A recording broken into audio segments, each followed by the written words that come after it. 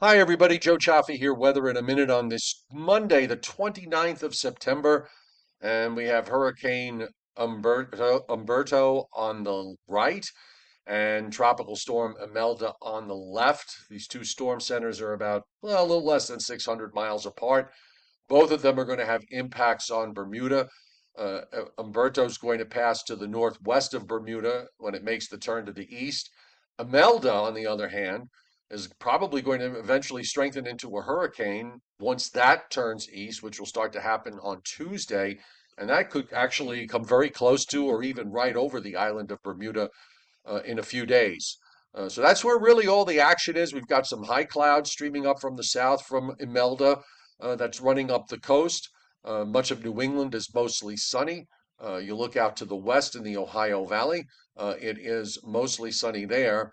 And in terms of precipitation, as we check out the radars, we go back to the East Coast and we see rain from Imelda into coastal South and North Carolina and even into southeastern Virginia. But the heaviest rain bands are well offshore, and they're not going to be an issue. This is going to play out through today and tonight. And once Imelda starts to make its turn to the east, the rain for the Carolinas is going to be diminishing. And speaking of rain, take a look at the 7-day rainfall forecast from the Weather Prediction Center.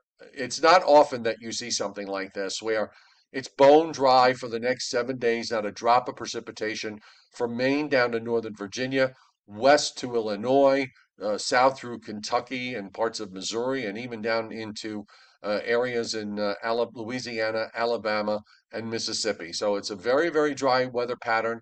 Conceivably, here in the Northeast and Northern Mid-Atlantic states, we may not see rain again until maybe sometime later next week.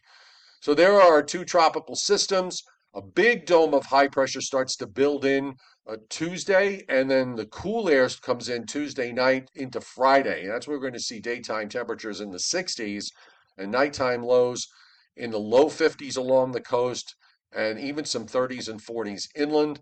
By the time we get to the weekend, the high will be down in the mid Atlantic. So we're going to start to warm up back into the 70s for Saturday and maybe well into the 70s to around 80 for Sunday.